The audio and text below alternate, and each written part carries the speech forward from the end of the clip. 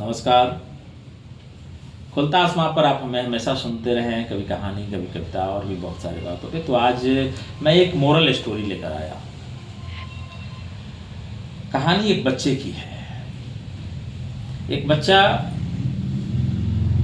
और हाँ, मेरा मैं आपसे एक रिक्वेस्ट जरूर करूंगा कि अगर आपको हमारी कहानी या हमारे कंटेंट खुलता आसमां के अच्छे लग रहे हो तो आप निश्चित ही हमारे चैनल खुलता आसमां को सब्सक्राइब कीजिए। बेल बटन आइकॉन जो है ज़रूर दबाइए ताकि लोग आपके पास हमारी बातें पहुँचे और आप उसे देखें। कमेंट ज़रूर लिखें, लाइक करें। तो आइए कहानी सुनते हैं कि एक बच्चा था। स्कूल से छुट्टी के बाद वो अपने घर जा रहा था। रास्ते में उसे एक बटुआ गिरा हुआ मिला। वो दूर से ही थोड़ी दूरी से ही उसको दिखाई पड़ गई। वो थोड़ा इधर उधर देखा और तेजी से चलकर गया और झटके से बटुए को उठा करके और तेजी से दौड़ते हुए आगे जाकर कहीं अकेले कोने में जाकर और बटुए को खोल कर देखा कि उसमें बहुत सारे पैसे रखे हुए थे। उसके मन में लालच आया। सोचा गरीब परिवार का बच्चा था, सिर्फ उसकी एक माँ ही थी, विधवा थी।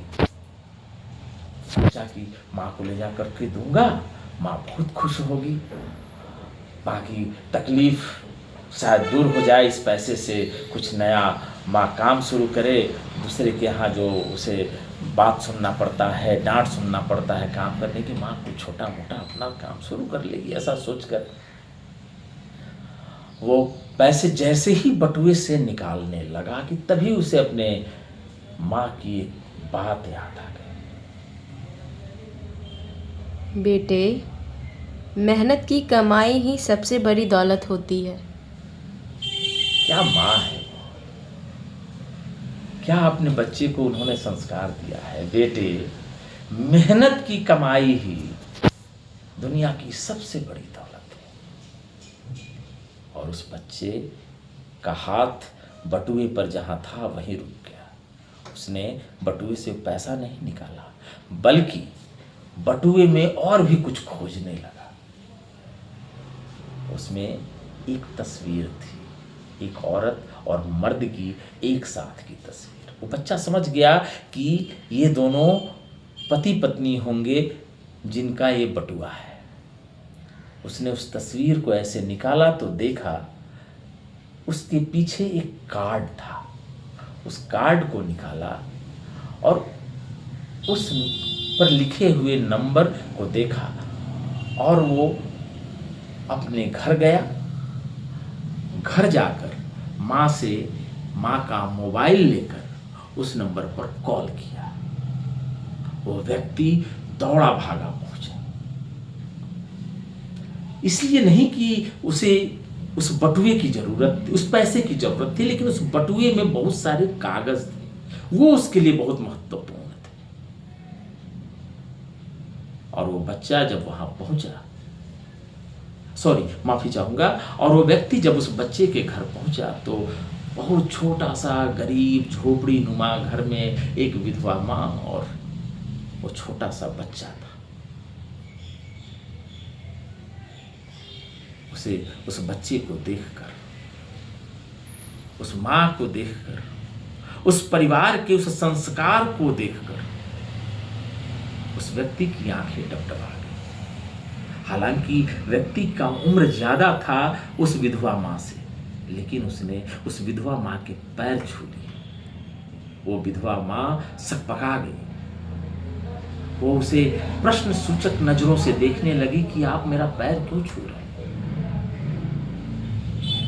उस व्यक्ति ने डबडबाई आंखों से भरे हुए गले से कहा, काश आज मेरी माँ भी जिंदा होती, मुझे भी आप जैसे ही संस्कार दिए होते जैसे आपने इस बच्चे को दिया है। वरना आज के युग में कौन इतना ख्याल रखता है। इतने पैसे मिलने के बाद भी ये बच्चा ईमानदार, ये आपके ही संस्कार है। अगर माँ ने मुझे ये संस्कार दिया होता तो मैं भी मैं बहुत दौलतमंद आदमी हूँ, लेकिन मैं जानता हूँ ये दौलत मैंने कैसे कमाई है। कई बार अकेले में मैं अपनी नज़रों में गिरा हुआ महसूस करता हूँ। आज आपने मुझे ये बटुआ मेरा खोया नहीं, बल्कि मुझे एक सही रास्ते पर लाने का प्रभु का संदेश है।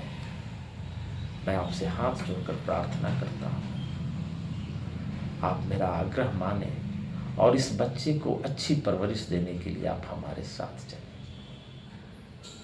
सोचिए, माँ के उस संस्कार और बच्चे के अंदर उस संस्कार से उत्पन्न ईमानदारी ने उस माँ और बेटे का जीवन ही बदल दिया।